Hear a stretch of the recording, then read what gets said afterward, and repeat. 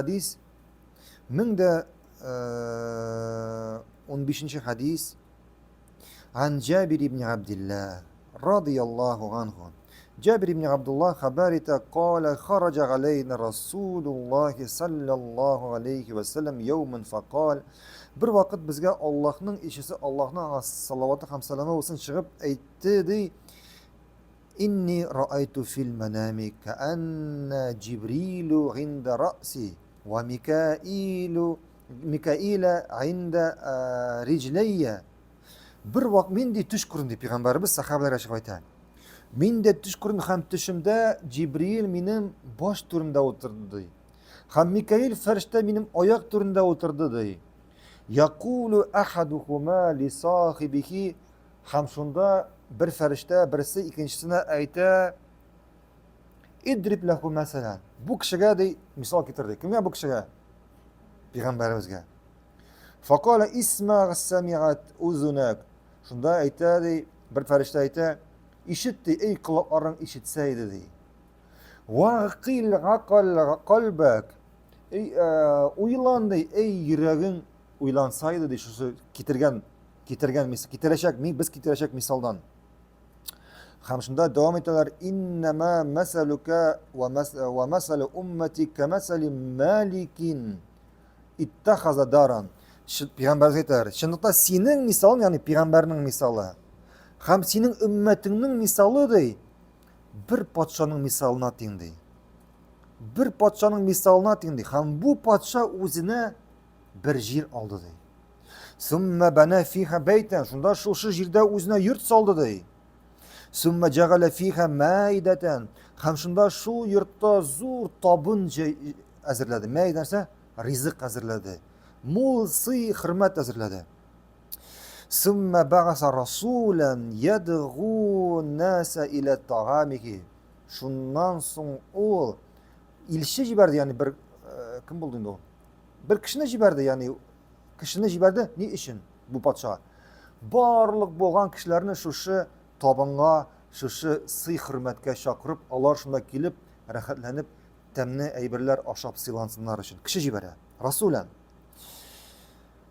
فمنهم من أجاب الرسول ومنهم من تركه. Ham bu kishi borib butun kishilarga xabar etdi, sizni podsho shu rizqqa chaqira, o'shaga deb kimdir javob berib kelib silana, kimdir inqor etdi, kelmay ham shu siy hurmatdan mahrum qoladi. Shu siy hurmatdan mahrum qoladi. Fallohu huval malik. Ham shunda shu misolni aylantirib misolni anlatib o'tadi farishtalar. Alloh deyishliqda, Alloh u kim? Podsho. Alloh u podsho va darul islam. Bu yer podsho olgan yer narsa? Ul islam dey. Va baytul janna, ham shu yerda yurt misol keltirdimmi? Bu yurtning misoli narsa? Ul jannat. Va anta ya Muhammad rasul. Asin Muhammaddi ilshidi. Kimni Alloh jibardi shu shunda chaqirga, tegi podsho jibardimi ilshini kishilarni chaqiradi rizqqa. Nasin shu ilshi shekilli ilshi deb payg'ambarimiz aytdi. Va man dakhala al-islam dakhala al-janna. Ham kimda kim sening, ya'ni payg'ambarimizning chaqiruna, payg'ambarimiz butun kishini qo'ya chaqira islomga. Kim sening dey chaqiruvga javob berib islomga kira, demak u qo'ya kirdi? Jannatga kirdi. Va man dakhala al-janna akala ma fiha. Ham kimda kim jannatga kirsa, demak endi onda bor bo'lgan narsani oshayashaq. Payg'ambarimiz sallallohu alayhi vasallam aytgan narsa, jannatda kishining ko'zi ko'rmagan, quloqlari eshitmagan, hatto onun uy fikri degan o'ylab bitira olmagan ne'matlar azirlanib qo'yilgan. Ham kimda kim payg'ambarimizning payg'ambarimizning chaqiruvini, payg'ambarimiz qo'ya chaqira islomga. Narsa ul islom? Tavhid, namoz, roza, zakat ham haj qiluv. Kim shunga kira, shu narsalar o'ti, demak u jannatga kiracak. Ham kimda endi jannatga kirsa, shu siy hurmatlar bilan silanacak. Ham kirisincha kimda kim payg'ambarimizning chaqiruvina javob bermay ekan, shu islomga kirmay ekan, demak u jannatga kirmayacak. Demak u shu mahrum şuşu sый hürmetten Allah әзерләп куйган кешенең хәтта уй фикерләре җитмәгән сый хөрмәттән нәрсә мәңгелеккә мәхрүм калачак. Һәм аннан да куркынычрагы нәрсә? Әллә җәннәттән мәхрүм калу түгел, кая керәчәк? Мәңгелек газапка.